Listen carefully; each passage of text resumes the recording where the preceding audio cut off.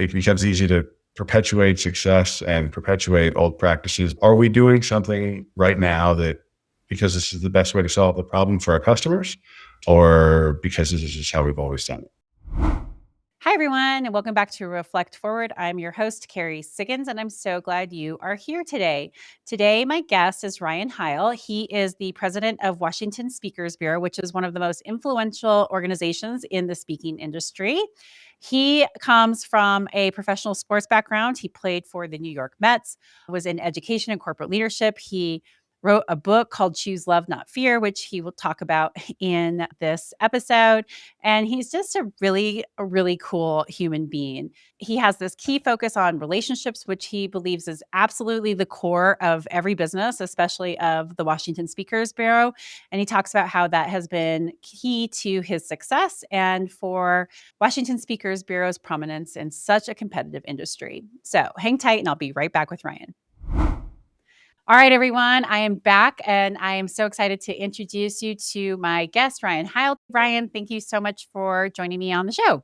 Well, thank you so much for having me. You are the president of Washington Speakers Bureau. Can you tell us a little bit about what Washington Speakers Bureau does? Because you're one of the biggest, most prominent speakers bureaus out there, but a lot of my listeners might not understand what a speakers bureau does. We act as representatives for talent in their lecturing keynote spaces, although we work with customers from all shapes and sizes and budgets around the world in 60 countries to help find them their perfect speaker and their perfect guest. So we help represent talent on one side and represent their interests in keynote spaces, protecting their identities in both the digital and analog space, helping them, advising them, sharing our data with them to help connect their content better with customers so they can make a lasting difference, as well as working with customers to help find the right speaker, whether it's someone we represent exclusively or not, to make sure that the events go off without a hitch, that the right person is speaking to the right audience, and that these event planners leave walking away going, I would never think of anybody else to help us put on our event next year or next event than the Washington Speakers Bureau.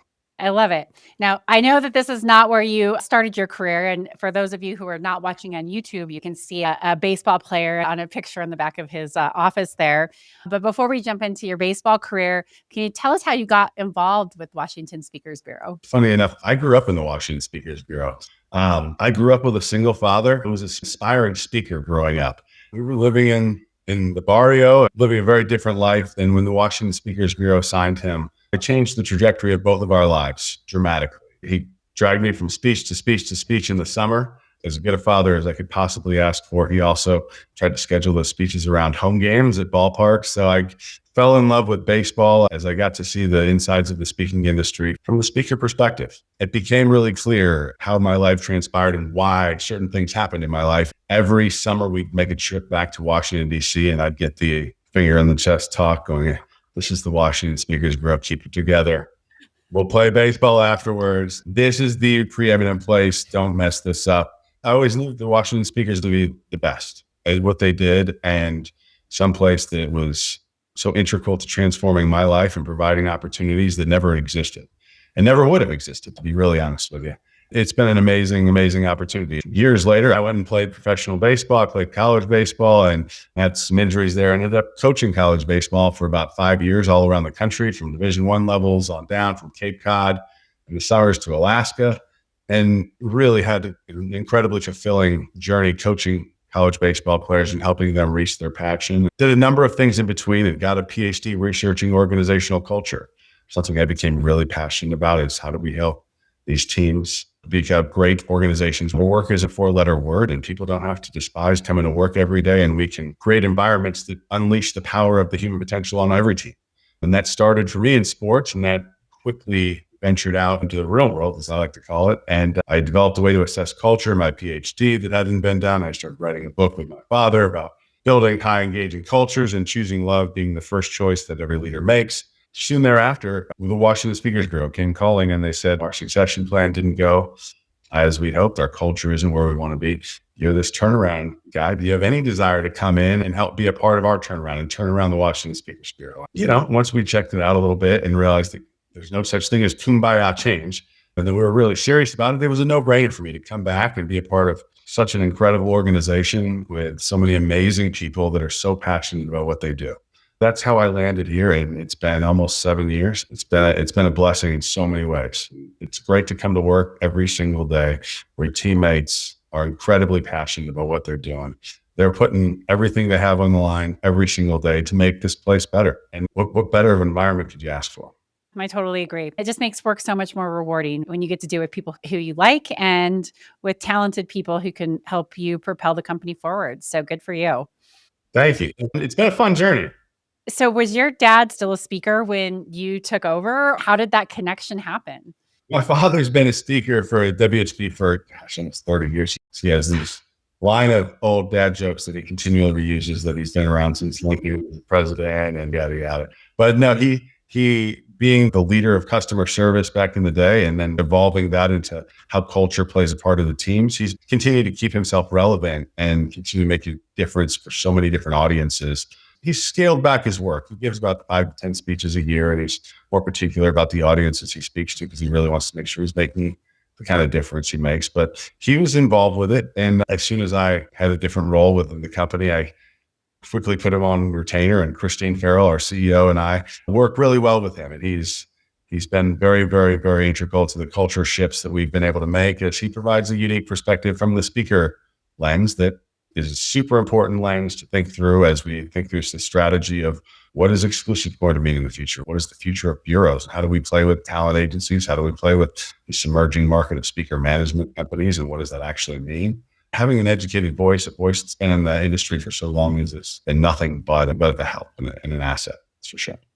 And what was it like writing a book with your dad? Well, that's a different story altogether. It's pretty funny. It was an offer of a lifetime for him to say, "Hey, I'm writing this last book. Do you want to co-author?" And I was like, what an amazing, I never thought that opportunity would come. For him to ask me, it was really special for me until we got into writing it. And then it became even more special. As it was circumstantially different as I just come off writing a dissertation where you lock yourself in a room for a year with research and try to figure out how to put it together, academic writing being different. And I remember the first couple weeks going, where's your outline? Well, it's in my head. I was like, what would you have told 13-year-old me if I'd come to you and said, where's your outline? It's in my head. There were a number of those types of discussions, but I will tell you, it's one of the most special times I can recall professionally. Daily discussions where we push our thinking back and forth. The concept of creative abrasion was at play throughout that whole book, and it was really special. It pushed my thinking. Hopefully, I pushed his thinking a little bit, and we came out better on the other side. And I think the book is pretty special. I really feel like there's a lot of both of us in this that is where our heart is and how we aspire to lead on a regular basis. I love it. So I want to talk a little bit more about the book, Yeah. but just in case some of my listeners don't understand what creative abrasion is, could you explain Right. that and Sure. maybe share a little bit of a story about what that was like? The academicians like to talk about innovation requiring two elements to having innovation. One is diversity, and the other is conflict. And I don't want to bastardize a lot of the thoughts of how they play together, but traditionally people think that like the diversity of thought creates some conflict, and that conflict being good conflict. So for instance, if you had an idea, hey, I have a better way to package this soda, I think it could be done in a milk carton. And I would say, that's crazy. But it's always been done in a can. And we talk through it, and you push my thinking and I push your thinking. And it's that conflict of thought that creates this friction or abrasion of sorts that sparks further creativity, that pushes our thinking further. It's like going, a milk carton really can't work with carbonation, but maybe a blah, blah, blah can.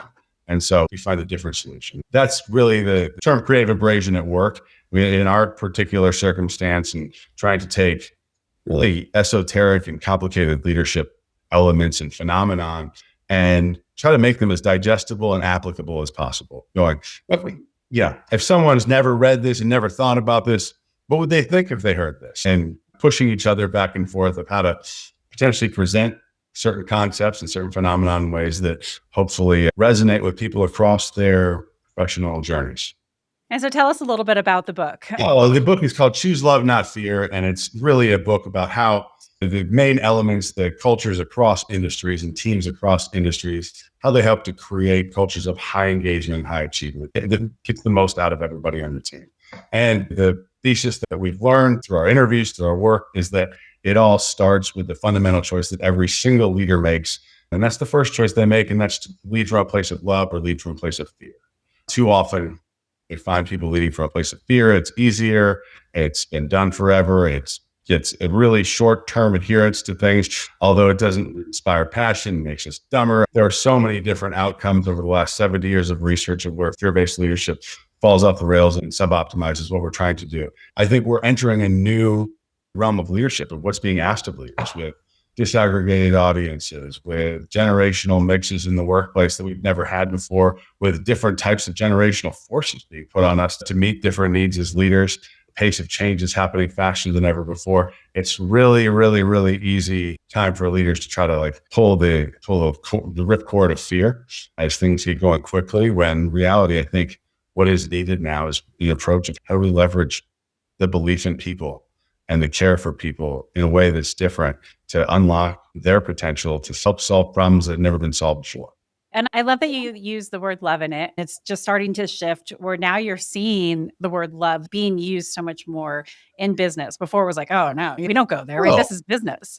But it's not. Love conquers all, love fixes all. I would just wish that we could get there in the rest of the world. But I am so with you. I'm not afraid to tell people who I work with, I love you. Gosh, I'm so glad you are in my life. You're making such a difference in this company. I do a lot of advising. I sit on boards, and all of the companies that I'm involved with, they all have to be built from heart. I'm not doing anything that's just about making money, like building businesses with heart, from the heart, that are doing something important in the world and treating people well, especially as we're going to see so much disruption with AI and the whole world's going to look so different in 5 years.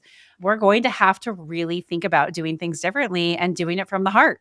AI doesn't have heart, humans do, and we're going to value it more. So I really appreciate the title of the book and that you're putting it out there like that. Thank you. It was funny. That was one of those creative abrasion type moments where we went back and forth. Like, should we really call it choose love?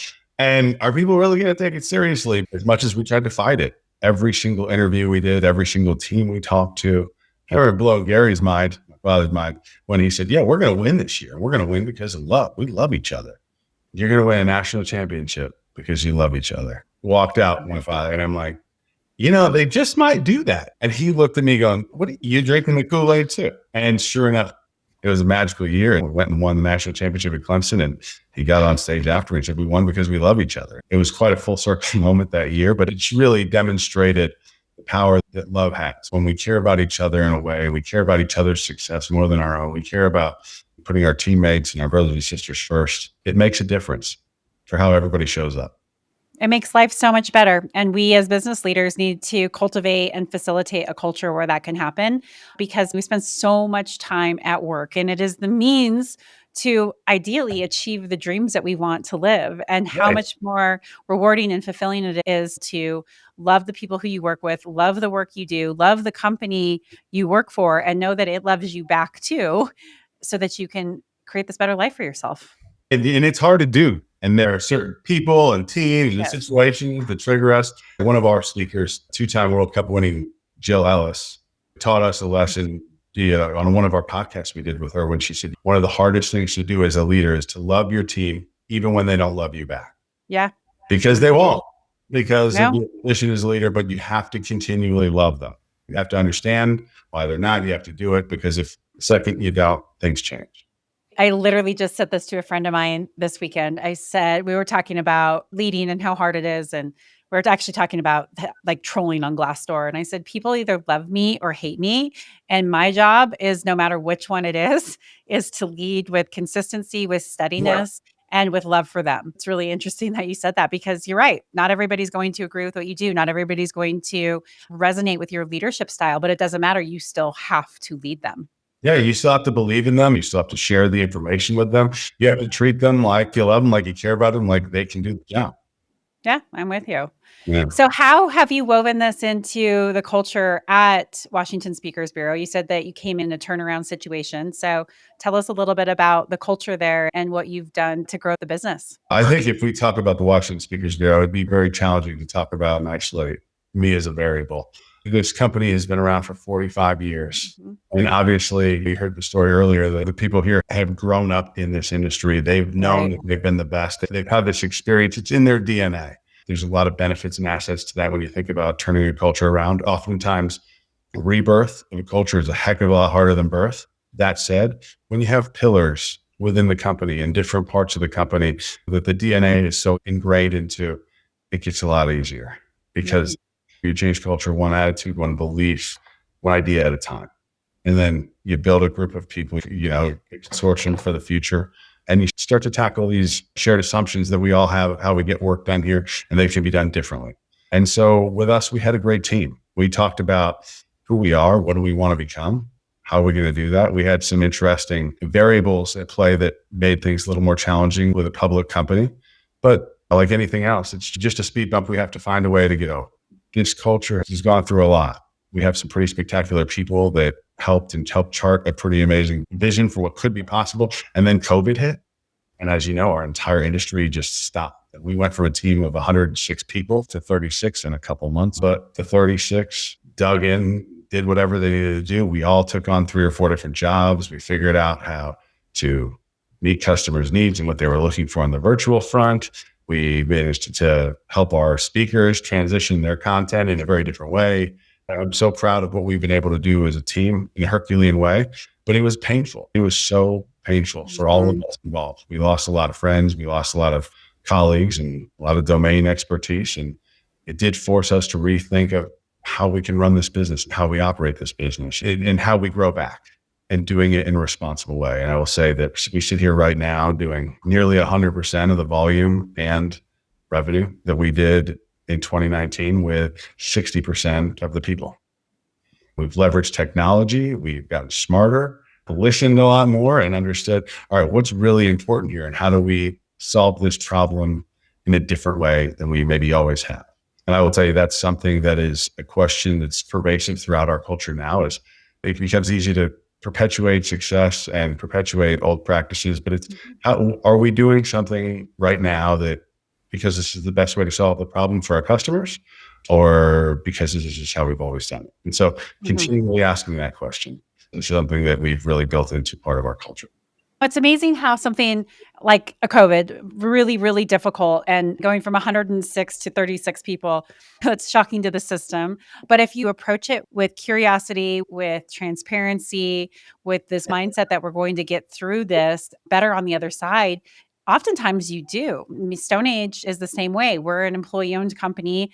People will go to the ends of the earth to make sure that this company and our customers and each other are taken care of.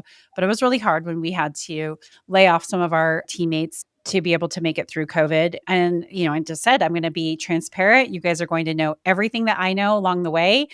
If I don't know something, I'm going to tell you, and we're going to get through it together. And we are such a much better company because we went through that. But in the moment, right, you just don't know. How are we going to survive, and how are people going to get through this, and what is it going to look like on the other side? There's so many unknowns that can cause you to lead from that place of fear rather than love. Totally. We've had some challenging times. That's where understanding that people are people. Just because they show up and they may not be great at a particular role, when they leave and they go coach their children's basketball game or baseball game or whatever, like they may be great coaches, totally engaged. It just may not be the role for them. It may not be the evolution for them. It doesn't make them a bad person. We just got to find the role that fits for them. And so if it's not here, it's not here. I can tell you, we've done that. We've helped find people the right places and the right roles to fit what they're looking for out of work, which may not necessarily be where we're headed as a company. We clarified our values, we clarified our goals, and we clarified who we want to be and how we want to operate. So let's draw the thread from your baseball career to this, because you had to go through some of these things, right? This dream of playing Major League Baseball, getting injuries and having to change your career, going, okay, this isn't for me like I thought it was going to be. What did your baseball career teach you, and how did it prepare you for what you're doing today? Baseball taught me so much. It sounds cliche, and I'm sure you hear every athlete say it, but it is true. Sport can teach you, if you allow it, so many amazing, amazing lessons that transfer to life on a daily basis. Anybody that's played a team sport, we've all been on teams that there are people on that team that we don't love. We would not choose to hang out with that person. We had our brothers, but they're on our team. For us to win, they got to come play, and they're not going to play very well if you're just sitting there thinking they're not going to do well, or upset that they're on your team, or second guessing their abilities. You have to learn to play with people you may not get along with. You have to learn to support them. You have to learn to look at a bigger vision. I think the other thing that's important that sports really taught me is this understanding that success is temporary and so is failure. They're both very good lessons to learn from and dissect them and understand, what did you do differently here that made you successful, and break that down. What could you have done differently? What are you going to learn from, and how are you going to pivot? And I think the higher up in athletics I got, the more important pivoting quickly became. Otherwise, you're washed out. And so learning, understanding how to pivot quickly, how to rethink your thinking, how to persevere through the short-term failures of change, to the beliefs that something better is on the other side. All of those were really instilled into me, in addition to the hard work and the smart work that is required to be successful. As I started coaching and developing new skills of cold calling and recruiting and understanding what's important to parents and students, and how are you going to get a Division I kid who's being recruited by Ohio State to come to a Division II school in the Inland Empire of Los Angeles? Figuring that stuff out and learning and understanding how to connect and understanding what the essence of marketing really is. You learn all these skills that may not seem super transferable, but they all are. There are so many lessons across the board that sport taught me. I think I had to learn how to translate them into modalities that would be better accepted by a broader audience, but the core is there. I played softball in college and played at a D2 school. I really learned the power of leadership, the power of picking yourself up after you lose. I love that you said that nothing is really permanent. And that's just such a good leadership lesson. We can get so caught up in the moment, whether that's success or failure, and fool ourselves into thinking that it's permanent, and nothing is permanent. And I think that's a hard thing for us to realize sometimes when we're in it, especially in those tough times. So how do I just be the best leader that I can be and do the best job that I can? And when things don't go well, pick yourself up and figure out what went wrong and move on, because it's not permanent. Okay, tell us what's next for Washington Speakers Bureau, and are you writing another book? What's next for you? Oh, I'm sure there will be other books coming. There's no doubt about that. No, the Washington Speakers Bureau, where we're transforming. I think we have an opportunity to maintain our position as an industry leader. I think there's not many people that serve as broad a customer base as we serve, with the volume we serve. So understanding our customers is core to who we are. Not only do we have better data and we can serve them with a distinction, we have long-standing relationships with them to understand what makes their event successful. What does this particular meeting planner and their committee care about more than anything that may not necessarily be what's on the surface? Because we know that AI is going to bring a lot of disruption to our business. We know that it already is. So our assumption is that every customer comes to us having used AI for a search of, hey, if I'm looking to do this with my event, who should I bring in? And AI can be a solid idea generator. It lacks right now knowledge of speakers and how they are on site and on stage. And if you want someone who's going to shake hand and grip and grain and want to be in the green room afterwards, it's not going to be able to tell you to avoid this person, and you're definitely going to want this person. It does leave out that, but it really provides us an opportunity to build better and stronger relationships with the clients that we serve. And that's been a forefront of what we do. It's how we were built. It's Harry and Bernie and Paula and Christine and Tony D'Amelio and Bob Thomas and all the people that have come before me. This is what they built. They built this business on relationships, one handshake at a time. It's why we don't have speaker contracts. We operate on handshakes, because we want our integrity and how we operate to be the glue that holds the relationship together. And it's how we're going to continue to operate. We've done some internal shuffling and rejiggering of our internal personnel to better leverage the talent we have internally to build better relationships with clients. So when we're going to be speaking to a Deloitte or a JP Morgan or whomever else we're talking to, you're not just getting one sales agent like you are with anywhere else. You're going to be getting a team of people. You're going to be getting an event specialist. You're going to be getting a sales support person. You're going to be getting an agent. You're going to be getting a backup agent too. So if something happens, if someone moves up, that you have an entire team supporting your event, because that's what it takes these days. There's been turnover in our industry. There's so much fluctuation. There's more sound. There's more noise in the environment. To try to find the signal through the noise is harder and harder. More and more people have become better and better marketers online, and it's harder to tell who's real and who hasn't. What has this person done? They may have said they have led 5 companies, but I can't seem to find those on the internet. What have they actually done? And how are they going to help my audience? I think there's a huge room for speakers bureaus as they continue to find themselves less of the old school of, here are the speakers we have, pick them, here are my baseball cards. And, we have this card now, and we have that card now, we have this card now, which card do you want? And much more of a consultative, what are you really looking to accomplish here? And what's important to you? And how do you want your audience to walk away feeling? What's important to your boss? And what's important to the leadership committee here? I know the name recognition is important, but how do you want them to feel? And then it's our understanding, our expertise in the marketplace to be able to find the right person.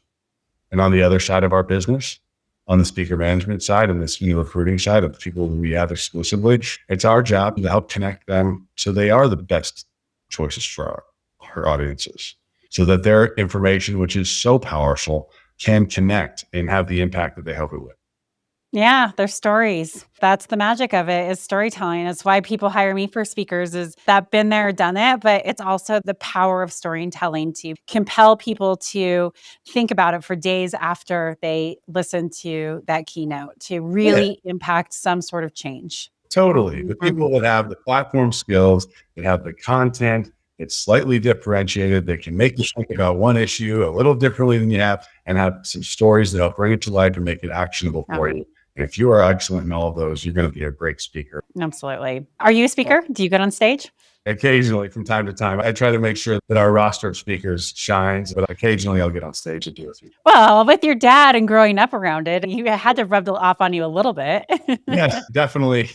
He has plenty of critiques for everything I do. That is for sure. Yeah, having done it over thousands of times, he's certainly has a lens to view opportunities for improvement. I can only imagine. It's quite a blessing. Yeah. And we're really excited about where we're headed as an organization. I'm really excited about the culture we're building and doing it in a remote first environment. I think that's a unique thing that companies are struggling with, that are trying to do that. And we find more and more people defaulting to in-person work. And so I think this is something there are no playbooks for. It's how we do this in a remote first type of environment. Some things are working better than others, but we're learning along the way.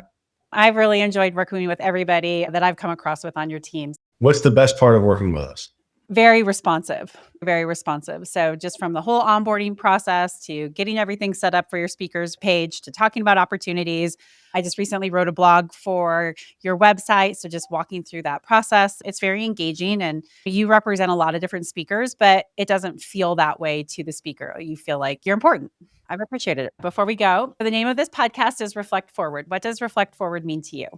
For me, it means creating that white space in my day and in my life to think about and reflect on the things I'm doing, the conversations I'm having, the way I'm thinking about things, really trying to do what you did earlier and match those up with historical things that are similarities in my past and help it further color the vision that we're trying to create and how I can do things better and how I can operate in a more effective way. It also means something in a leadership perspective as well. I think there are fewer and fewer exemplars of great leaders. I think we are at a time where we are craving exemplars for leadership. And how do we engage people across boundaries, across generations, across mediums? And so reflecting forward, meaning I want to reflect forward the type of leader that I aspire to be. I think we all have that in our head. We all know what kind of leader we aspire to be. We don't always actualize that, but I do think that reflecting forward is part of that. And understanding where we fall short. It's also recognizing when we fall short, but also being the guidepost of the beliefs and the ethics and the morals for the company. I love that. That's a beautiful answer. Thank you. I appreciate it. What does it mean for you? Oh gosh, yeah. I don't think that your past has to define who you are, but it certainly shapes who you are. And I have a past where I almost died. I had an overdose in 2006, which changed the course of my life. And I could have allowed that to define me. And I didn't. Instead, it shaped me and then make a decision that I want something different. I want to do something different, that I have this potential that I could live up to.